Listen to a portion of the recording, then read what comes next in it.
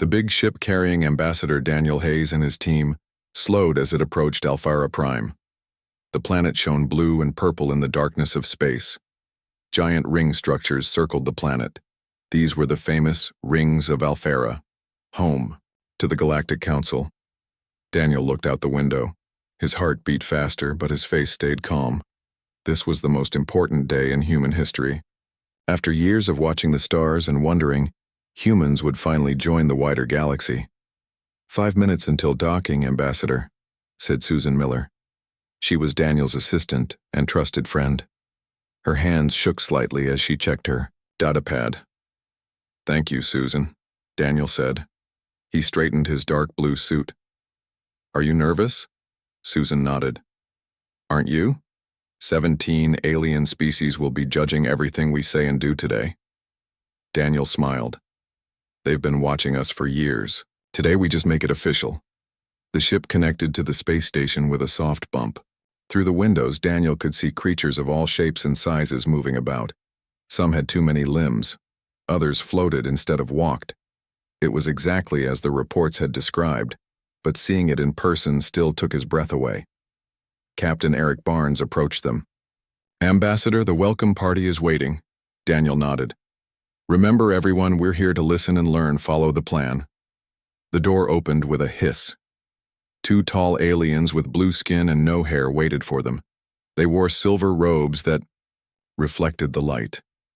Welcome to Alphara Prime, humans, said one in perfect English. I am Guide Shalix.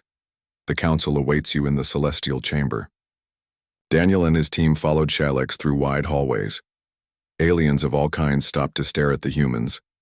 Some whispered to each other. Others took pictures with small devices.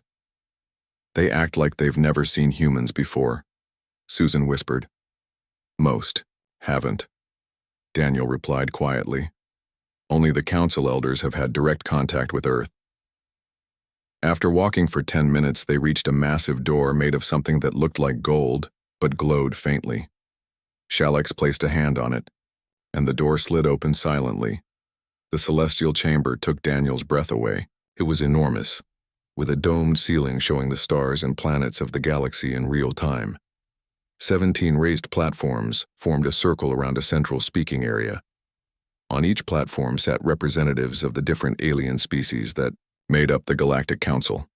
The human delegation from planet Earth, announced a voice that seemed to come from everywhere.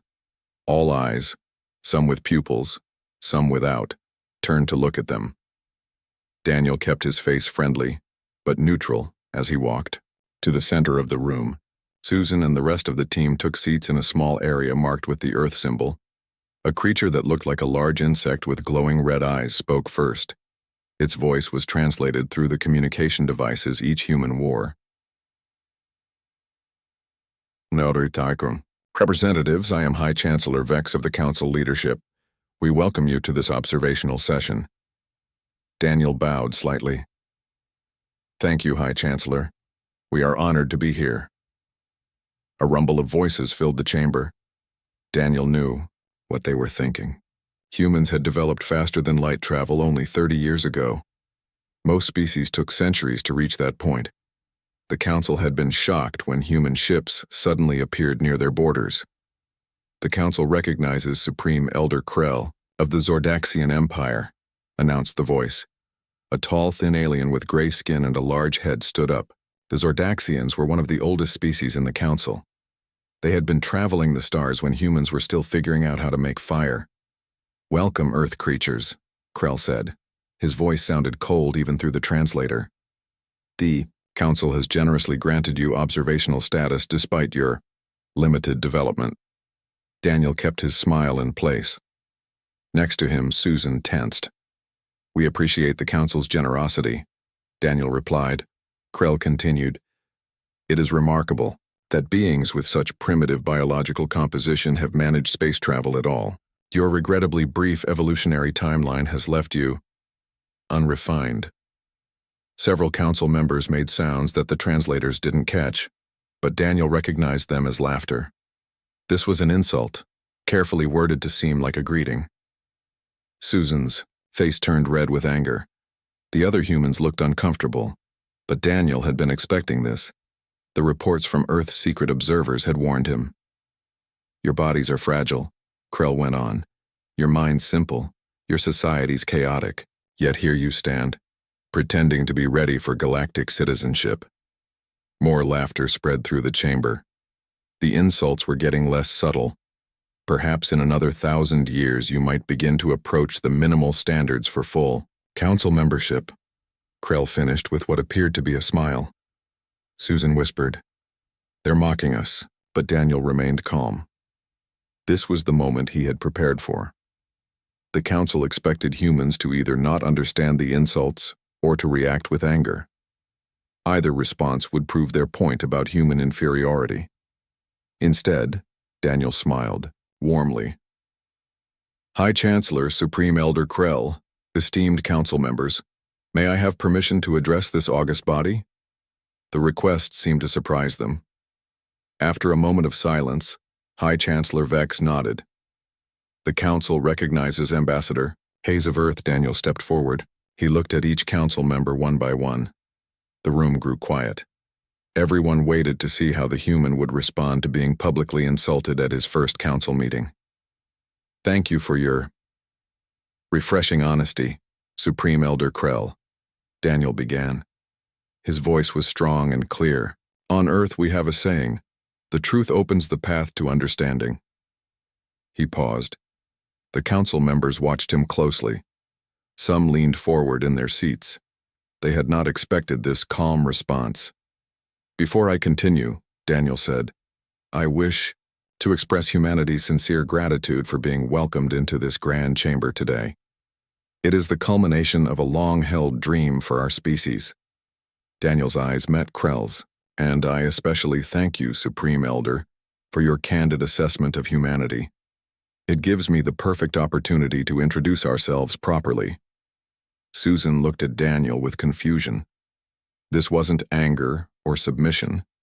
It was something else entirely. The other council members seemed equally puzzled. What happened next would change the course of galactic history forever. Daniel took a slow breath. The entire council chamber was silent. All eyes were on him, waiting to see how the human would respond to the insults. First, let me thank you for your refreshing honesty, Daniel said again. His voice was warm and friendly. It is rare to find such directness in diplomatic settings. On Earth, we value clear communication. Supreme Elder Krell shifted in his seat. He had expected anger or confusion, not this calm response. I understand your concerns about humanity, Daniel continued. After all, we are newcomers compared to the noble Zordaxian Empire, which has traveled the stars for over 50,000 years. The Zordaxian representatives looked surprised that Daniel knew this fact. Your concerns about our evolutionary timeline are understandable, Daniel said, especially considering the challenges your own species faced during the three-sun drought that nearly ended Zordaxian civilization in its early days. A murmur spread through the chamber. The three-sun drought was not common knowledge. It was a painful chapter in Zordaxian history that they rarely discussed with outsiders. Daniel turned to face another section of the council. The Vexillians have similar concerns, I imagine, especially after the great schism of your northern continent, when the followers of Talar separated from the main religious order. The Vexillian representatives, bug-like creatures with shimmering wings, buzzed in shock. The schism was classified information, known only to their highest leaders. And, of course, Daniel continued, turning to face a section where purple-skinned aliens sat. The honored Peloran delegation must worry about our unpredictable nature. As Queen Mother Selenia wrote in her private journals, the unknown is the greatest threat to stability. The Peloran representatives looked at each other in alarm. Those words came from journals that were sealed in their most secure vaults. Daniel walked slowly around the speaking circle, making eye contact with representatives from each species. You may wonder how a primitive species like humans could know these things, he said. The answer is simple. We have been watching and learning. Susan smiled as she realized what Daniel was doing. The rest of the human team sat up straighter, pride showing on their faces. While you believed we were just discovering space travel, we were quietly observing the galaxy. Our stealth technology is quite effective, as you can now see. A large screen appeared behind Daniel, showing footage of secret council meetings, private conversations between alien leaders, and classified military operations. The footage stopped after a few seconds, but the message was clear. We chose to reveal our official presence only when we were ready, Daniel explained. Our apparent technological lag was partially strategic. We wanted to understand the galaxy before fully joining it. High Chancellor Vex's red eyes blinked rapidly. This is unexpected. Indeed, Daniel agreed. But perhaps most unexpected is what we've learned about each council species. Daniel tapped his wrist device. New images appeared on the screen behind him. They showed detailed analyses of each council species' military strengths, economic systems, and critical vulnerabilities. The Zordaxian Empire's economy depends entirely on trade routes through the Cygnus sector, Daniel said. Routes that could be disrupted by a small force positioned at these 3 points. The screen showed exactly where those points were. Krell's gray face turned almost white. The Vexillian Federation's shield technology fails when exposed to a specific radiation frequency, Daniel continued. A frequency we discovered 2 years ago. The Vexillian representatives buzzed frantically to each other. And the Pelleran Unity relies on a communication network that has 7 crucial nodes. If those nodes were compromised, your entire system would collapse. Daniel looked around the chamber. The council members were no longer laughing or looking down on the humans. Now they looked worried. But please understand, Daniel said, his voice becoming gentle again. We share this information not as a threat, but as an introduction. On Earth, true friendship begins with honesty and mutual understanding. He turned back to face Supreme Elder Krell directly. You called us primitive. You mocked our biology and our short history, but in our brief time among the stars we have learned more about you than you have about us. Krell stood up, his tall form shaking slightly. This is outrageous. How dare you spy on council members? Daniel smiled. We dare because we must protect ourselves. As newcomers to a galaxy where species like yours look down on us, we needed to be prepared. Would you have done differently in our position? Krell had no answer. We come seeking friendship, Daniel said, addressing the entire council. But we come prepared for all eventualities. That is the human way. High Chancellor Vex raised a claw for silence. Ambassador Hayes, your presentation is most unexpected. The council will need time to process this information. Of course, Daniel agreed. We've waited thousands of years to join the galactic community. We can wait a bit longer. As Daniel and his team left the chamber, the council burst into chaos. Representatives shouted at each other. Some demanded immediate action against Earth. Others called for new alliances with the surprisingly capable humans.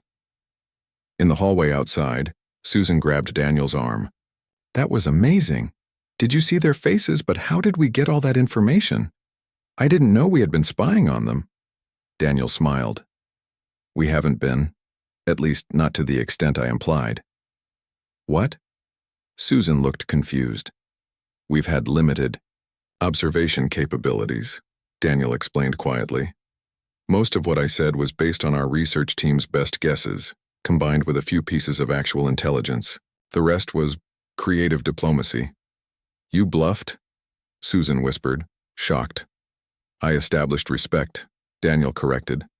In there, they saw us as weak and primitive. Now they see us as potential equals, or even potential threats. That changes everything. Captain Eric approached them quickly. Ambassador, we're receiving communication requests from 12 different species. Everyone wants to talk to Earth now. Daniel nodded. As expected, their view of humanity has changed in an instant. But what if they call our bluff? Susan asked. What if they realize we don't really have all that information or technology? By the time they figure that out, it won't matter, Daniel said. They'll already be treating us as equals, and we'll use that time to build real relationships and alliances. As they walked back to their ship, news of what happened in the council chamber was spreading throughout the station.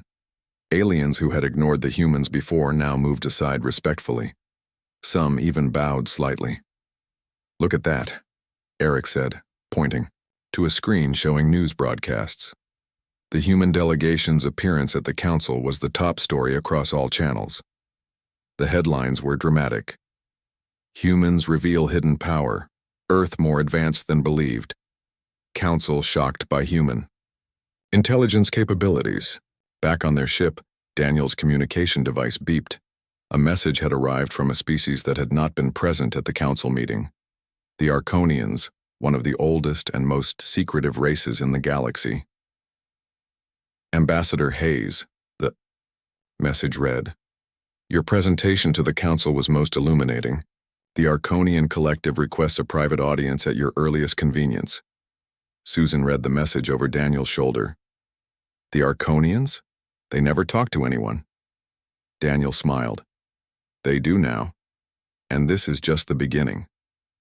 Across the galaxy, word of what happened in the council chamber was spreading faster than anyone could control. The galactic balance of power had shifted in a single day, all because one human diplomat had turned an insult into an opportunity, and Earth was suddenly at the center of it all.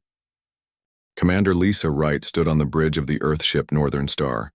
She watched the screens with growing interest. Something had changed. "Captain, you need to see this," she called to Captain Steve Rogers. "The alien ships are acting differently." Steve walked over and looked at the display. 3 alien vessels had changed their course to avoid coming close to the Northern Star. "They're keeping their distance," Lisa said.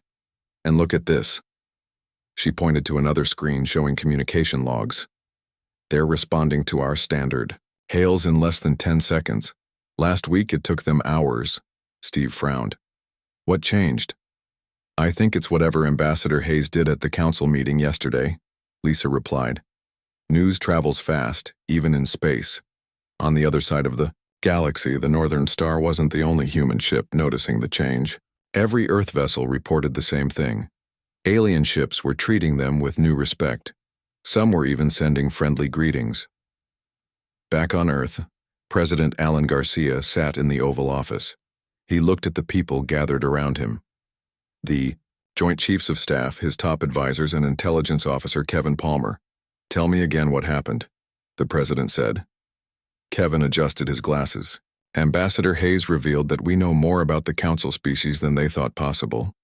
He implied we've been spying on them for years." "But we haven't," General Linda Wright said. "Our observation capabilities are limited. Hayes took our few bits of intelligence and made it sound like we know everything." "A bluff," the President said. "A big one." "A bluff that worked," Kevin replied. "We're seeing increased communication requests from species that previously ignored us. Some are even offering technology exchanges now." "Which ones?" the President asked. Kevin handed him a tablet. "The Tellurians, for starters. They want to discuss energy technology. The Meridians are offering medical knowledge. Even the Vexillians, despite being embarrassed at the council, have suggested trade talks." General Wright looked concerned. "What about the Zordaxians? They took the biggest hit to their pride." "That's the problem," Kevin said. "Our sources report increased military activity in Zordaxian space. They're moving ships closer to our trade routes." The President stood and walked to the window. He looked up at the sky. "Hayes kicked the hornet's nest. Now we need to be ready for whatever comes out." On Alphara Prime, the Galactic Council was in chaos. The Grand Chamber, usually a place of order and ceremony, had become a battlefield of words and threats. "The humans must be contained," Supreme Elder Krell shouted. His voice echoed through the chamber. "They have admitted to spying on council members. This is a direct violation of galactic law." High Chancellor Vex raised his claws for silence. "The humans implied they have gathered intelligence. This is not the same as admitting to illegal surveillance." "They threatened us," Krell insisted. "They revealed military vulnerabilities in this very chamber." From another platform, a representative of the Meridian Collective spoke. She was small, with purple skin and 6 arms. "Perhaps if the Zordaxians had not insulted them first, The humans would not have felt the need to demonstrate their knowledge. Krell turned to face her. You dare take their side? The Meridians are too young to understand the dangers of allowing primitive species into our midst. The chamber erupted again. Junior Council species were openly challenging the authority of the founding members. Some called for new leadership. Others demanded immediate action against Earth. In his private chamber, Krell met with allies from other elder races. We cannot allow this insult to stand, he said. The humans must be put in their place. A Draconite representative nodded. His scaled face showed no emotion. Agreed. They have disrupted the natural order.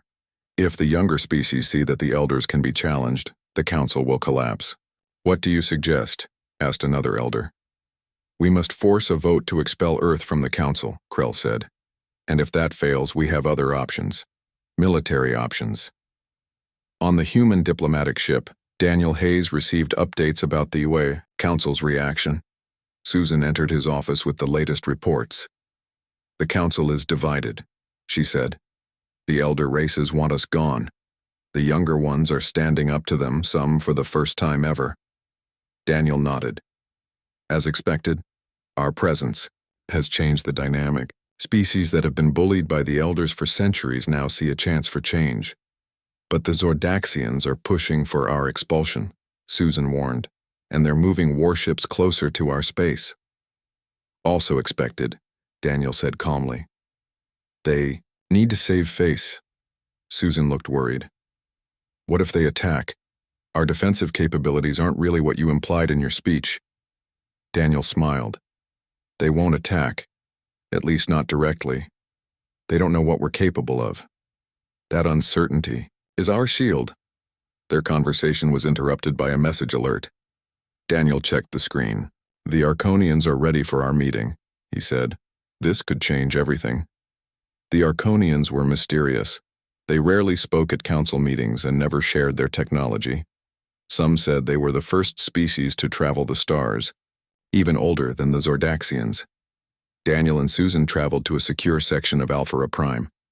Two tall figures with white skin and large black eyes met them. These were Arconian diplomats rarely seen in public. Ambassador Hayes, one said. I am Sentinel Zora. We have been watching your species with interest. Daniel bowed slightly. We are honored by your attention. Your presentation to the council was, illuminating, Zora said. Few have challenged the elder races so directly. It seemed necessary, Daniel replied. Zora's large eyes blinked slowly. Perhaps it was. The balance of power has remained unchanged for too long. Stagnation threatens progress. The second Arconian spoke. We have a proposal for Earth, one that could benefit us both. Daniel listened carefully as they explained. The IU Arconians wanted an alliance with Earth. They would share some of their technology in exchange for human creativity and new perspectives.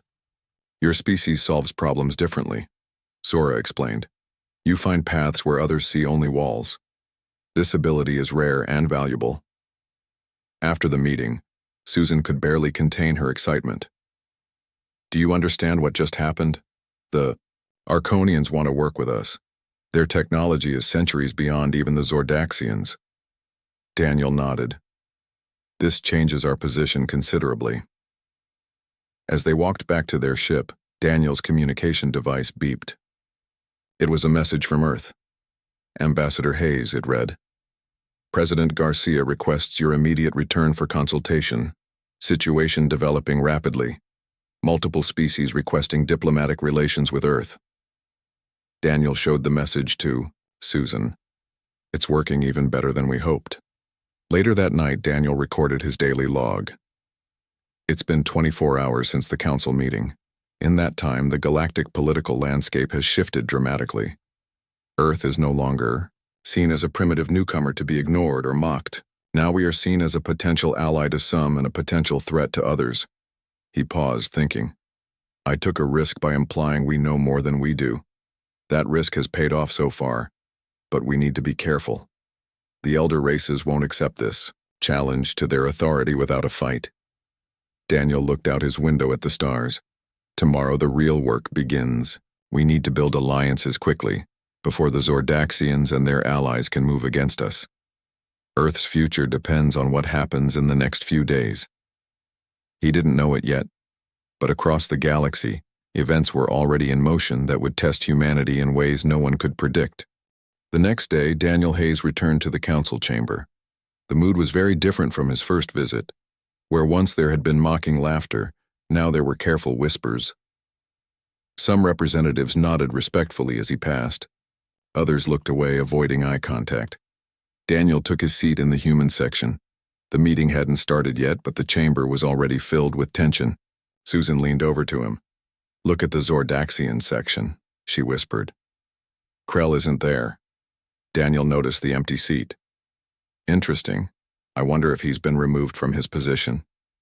Before Susan could respond, a tall female figure approached them. She had blue skin that shimmered like water. Her forearms moved gracefully as she walked. "Ambassador Hayes," she said with a slight bow. "I am Mira Voss of the Tellurian Confederation." Daniel stood and returned the bow. "Ambassador Voss, it's an honor to meet you." "The honor is mine," she replied. "Your words yesterday have caused much reflection among my people." Daniel smiled politely. "I hope in a positive way." "Indeed," Mira said. "For too long the Tellurians have accepted our place in the council hierarchy without question. Your challenge to that order was refreshing." "I simply spoke the truth as I saw it," Daniel said. Mira lowered her voice. "My government has authorized me to offer something to Earth. A technological exchange. We have advances in energy storage that might interest you." Susan tried not to look surprised. The Tellurians had never shared their technology with newer species before. "We would be very interested in discussing this," Daniel replied calmly. "Good," Mira said. "There is a reception after the council session. We can speak more then." As she walked away, Susan whispered, "That's the third offer today. The Meridians want to discuss medical technology. The Centauri offered cultural exchanges." Daniel nodded. "Everyone wants to be friends with the new kid who stood up to the bullies." Around the chamber, similar scenes were playing out. Earth had suddenly become the most popular newcomer in the council's history. Species that had previously ignored humans were now eager to establish relations. The council session itself was tense. Supreme Elder Krell was indeed absent, replaced by another Zordaxian who spoke little. The main topics were trade agreements and border regulations, but everyone could feel the real issues simmering beneath the surface. After the session, Daniel and his team attended the diplomatic reception. The large hall was filled with representatives from all council species. Food and drinks from hundreds of worlds were served by hovering robots. Ryan Martinez, the cultural specialist on Daniel's team, moved through the crowd. He listened to conversations, noting who was talking to whom. He approached Daniel with a concerned look. "The elder races are isolating themselves," Ryan reported. "Zordaxians, Draconites, and Felorians are all grouped together. They're not mingling with anyone else." Daniel sipped a drink that looked like water but tasted like sweet berries. "They're planning something. Keep an eye on them." Mira Voss approached, again this time with several other representatives from middle-tier species. They all wanted to talk to Daniel, to establish connections with Earth. Meanwhile, on the human ship, a secure communication came in from Earth. President Garcia's face appeared on the screen in the command center. "Captain, I need to speak with Ambassador Hayes as soon as possible," the president said. Captain Eric Barnes nodded. "He's at a diplomatic reception, sir. I'll get him for you." "Tell him it's urgent," the president added. "We've detected increased Zordaxian military activity near our colony on Proxima B." At the reception, Daniel was in deep conversation with the Arconian representatives when Eric's voice came through his earpiece. "Ambassador, urgent call from Earth. Zordaxian ships are moving toward Proxima B." Daniel excused himself and moved to a quiet corner. "Put the president through." President Garcia's voice was tense. "Daniel, we have a situation." 3 Zordaxian warships have entered the Proxima system. They claim they're conducting routine exercises, but their weapons are charged. They're testing us, Daniel said, seeing if our implied strength was real. What should we do? The president asked. Our ships in the area are outmatched. Daniel thought quickly. Don't engage them directly. Instead, send a message to Supreme Elder Krell. Say that we've noticed their ships and we're activating defensive protocols Alpha 7. What's Alpha 7? The president asked. Nothing, Daniel admitted. But they don't know that. The uncertainty will make them cautious. After the call, Daniel returned to the reception with a new purpose. He needed allies, and he needed them quickly. He approached Sentinel Zora of the Arconians. I need to speak with you privately, he said. In a quiet corner, Daniel explained the situation. The Zordaxians are moving against our colony. We need help. Zora's large black eyes revealed nothing. What are you asking of us? Show of support, Daniel said. If the Arconians send even one ship to Proxima B, the Zordaxians will back down. This would reveal our interest in humans, Zora said. The other elder races would not approve. Perhaps it's time for new alliances, Daniel suggested. The old order is changing. The Arconians can lead that change or be left behind. Zora was silent for a long moment. I will consult with my government. As Daniel continued working the room, building connections and seeking support, divisions were forming on Earth as well.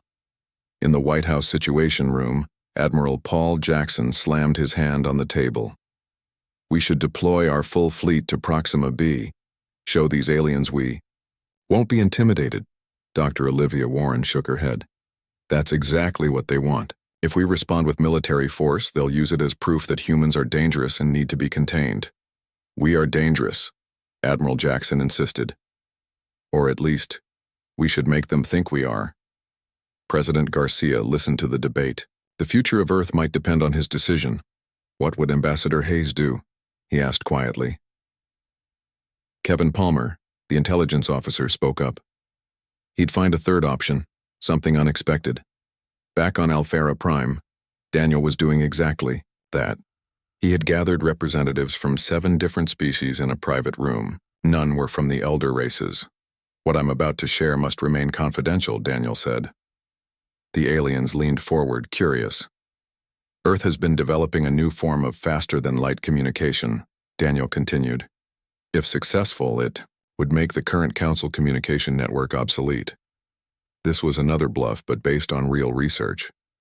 Earth scientists had theories about faster communication, but no working technology yet. We're willing to share this research with friendly species, Daniel said, in exchange for mutual defense agreements. The representatives looked at each other. This was a valuable offer. Why tell us this now? Asked a Meridian representative. Because the Zordaxians are testing our borders, Daniel replied honestly. They want to see if we're as capable as I implied. If multiple species stand with us, they'll back down. After hours of discussion, 5 species agreed to Daniel's proposal. They would send ships to Proxima B as a show of solidarity with Earth. When Daniel returned to his quarters, he was exhausted but satisfied. Susan was waiting for him with updates. The president implemented your Alpha 7 bluff, she said. The Zordaxian ships have slowed their approach but haven't withdrawn yet. Daniel nodded. They're waiting to see what we do next. And the Arconians? Still, considering their options, Daniel said. But we have others on our side now. Susan looked at the data pad in her hand. We also have another problem. The Zordaxians are calling for an emergency council vote on Earth status. Daniel had expected this. When? Tomorrow, Susan replied. They want to revoke our observational status entirely, ban us from council space. Daniel sat down heavily. They're moving faster than I anticipated. What do we do? Susan asked. Daniel looked at her with determination. We implement Protocol Omega. Susan's eyes widened. Are you sure? That was meant to be our last resort. We're out of time, Daniel said. The Zordaxians are forcing our hand. He opened a secure channel to Earth. President Garcia? This is Ambassador Hayes. We need to activate Protocol Omega immediately. The president was silent for a moment. That's a major step, Daniel. Are you certain? It's our only chance to secure Earth's place in the galactic community, Daniel replied. We need to show our strength now before the vote. Very well, the president said. I'll give the order. Across human space, secret commands were sent to hidden outposts. Preparations that had been years in the making were finally put into action. Tomorrow would be the most important day in human history. Everything depended on what happened in the council chamber. As Daniel prepared for bed, he looked out at the stars. I hope we're ready, he whispered to himself. Because there's no going back now. The emergency session of the Galactic Council was set to be the most watched event in interstellar history. Every species in Council space tuned in to see what would happen.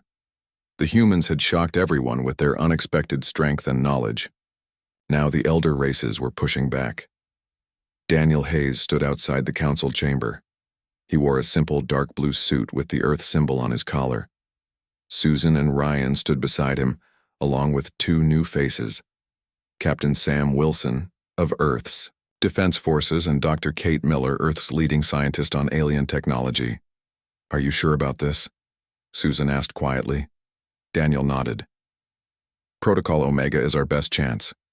Either it works, or we'll be banned from council space by the end of the day. The president confirmed all systems are ready, Sam said. We're just waiting for your signal.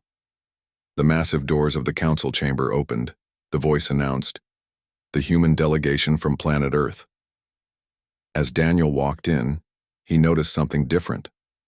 Along with his small team, there were other aliens entering behind them. Representatives from the Tellurians, Meridians, and 5 other species walked alongside the humans. This had never happened before. Each species always entered separately. The council chamber buzzed with surprised voices. High Chancellor Vex raised his claws for order. What is the meaning of this? Each delegation must enter alone. Mira Voss, of the Tellurians, stepped forward. With respect, Chancellor, there is no such rule in council procedures. We are simply showing our support for our human allies. More surprise rippled through the chamber. The word allies was significant. It meant formal agreements had been made. Daniel and the joint delegation took their places. Across the chamber, Supreme Elder Krell had returned. His gray face looked angry. Next to him sat representatives from the other elder races, all watching the humans with cold eyes. High Chancellor Vex spoke first. This emergency session has been called to vote on the status of Earth within the Galactic Council. Supreme Elder Krell has proposed revoking their observational status due to alleged espionage activities. Krell stood. The humans have admitted to spying on council members. They revealed classified information in this very chamber. They are a threat to galactic security and must be contained. Several elder race representatives nodded in agreement. But before anyone else could speak, the doors opened again. Everyone turned to look. 3 tall figures with white skin and large black eyes entered. The Arconians rarely attended full council sessions. Their appearance now caused complete silence. The council recognizes Sentinel Zora of the Arconian Collective, High Chancellor Vex said, surprise in his voice. Zora moved to the center of the chamber. The Arconian Collective objects to this vote.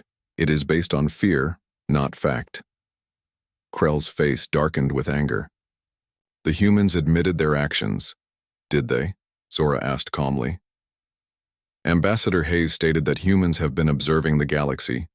Observation is not espionage. Every species in this chamber observed others before making contact. This was true, and everyone knew it. Even the Zordaxians had watched younger species before approaching them. The difference, Krell insisted, is that humans hid their true capabilities. They pretended to be primitive while secretly studying us. Daniel stood up. May I respond, Chancellor? High Chancellor Vex nodded. The council recognizes Ambassador Hayes. Daniel walked to the center of the chamber. He looked calm and confident. Supreme Elder Krell is correct about one thing. Earth did not reveal all of our capabilities when we first made contact. Murmurs spread through the chamber. Daniel was admitting it openly. We observed first, just as any careful species would do when encountering more advanced civilizations, Daniel continued. We learned your languages, studied your customs, and yes, assessed potential threats. Would any of you have done differently? Several representatives shifted uncomfortably. They knew they would have done the same. But Krell misunderstands our motives, Daniel said. We didn't hide our capabilities out of malice. We did so out of caution, and recent events have proven that caution was justified. He turned to face Krell directly. Since my first appearance, in this chamber, Zordaxian warships have moved against our colony at Proxima B. Is this how the Council welcomes new species? With military threats? Krell stood again. We were conducting routine exercises, and how did Earth respond? By activating mysterious, defensive protocols and forming secret alliances. This proves they are dangerous. Daniel smiled slightly. We responded to your aggression by seeking friends. Is diplomacy now considered dangerous? Enough, Krell shouted.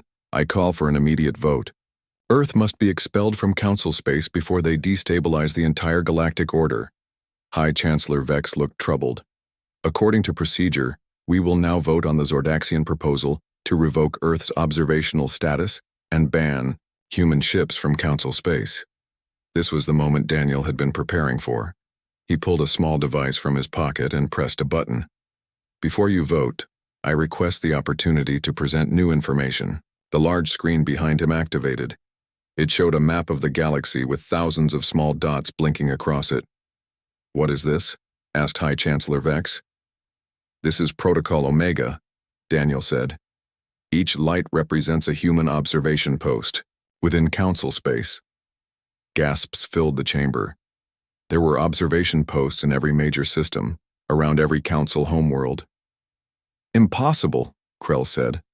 Our detection systems would have found them. Your systems are excellent at finding ships and large structures, Daniel agreed. But our observation posts are very small. Some are no bigger than my hand. The screen changed to show one of the devices. It was tiny, barely visible against the backdrop of space. For 30 years we've been placing these throughout Council space, Daniel explained. They're completely passive, only observing and recording. They harm nothing and interfere with nothing. This is an outrage, Krell shouted. You've invaded our sovereign territory. No, Daniel replied calmly. We've protected ourselves by learning about our galactic neighbors. And now we're revealing everything, in the spirit of true transparency. He pressed another button on his device. The screen changed again, showing thousands of new data points. These are the observation posts of the Zordaxian Empire, Daniel said, placed near the homeworlds of every younger species in the Council. The chamber erupted in shock. Younger species turned to stare accusingly at the Zordaxian delegation. And these, Daniel continued, pressing the button again, are Draconite listening stations, and these are Pelleran surveillance satellites. With each revelation, the outrage grew. Every elder race had been spying on the others and on the younger species, but none had ever admitted it before. You see, Daniel said, his voice cutting through the chaos. Earth is not unique in our caution. We're simply the first to be honest about it. High Chancellor Vex struggled to restore order. How did you obtain this information? This cannot be verified. Daniel smiled. It can be verified quite easily. Each of our observation posts has just activated a small beacon.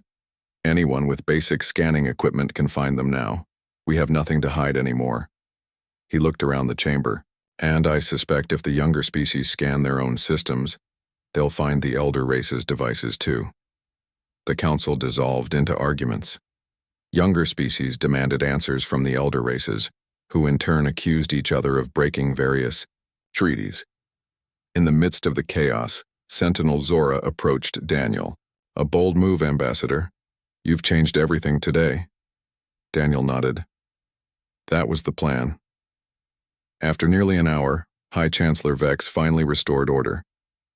In light of these revelations, the vote on Earth's status will be postponed. This was a victory for Earth. Postponement meant the immediate threat was gone. But Daniel wasn't finished. He stood again. "Chancellor, if I may make a proposal." Vex looked tired. "The Council recognizes Ambassador Hayes." Daniel moved to the center of the chamber. "Today has shown that the current structure of the Council is flawed. The division between elder and younger races creates secrecy and distrust." Many representatives nodded in agreement. "I propose a restructuring of the Galactic Council," Daniel said. "A new system based on merit and contribution rather than age or technological advancement. A system where all voices are heard equally." The chamber was silent. This was a radical idea that would end thousands of years of elder race dominance. "Why should we listen to newcomers about how to organize our council?" Krell demanded. "Perhaps because newcomers see clearly what long-established members cannot," Daniel replied. "The current system breeds mistrust. Today's revelations prove that." To everyone's surprise, one of the elder race representatives stood. It was a Pelleran, one of the oldest species. "The human speaks wisdom," the Pelleran said. "Our current path leads to conflict. Perhaps it is time for change." One by one, representatives from other species stood in support. Even some of the elder races joined them. Krell looked around in disbelief. "This is madness. You would throw away millennia of tradition because of human manipulation?" But his words had lost their power. Too many secrets had been revealed today. High Chancellor Vex saw which way the wind was blowing. "I propose we create a committee to explore Ambassador Hayes' suggestion. Representatives from all council species will have a seat at this committee.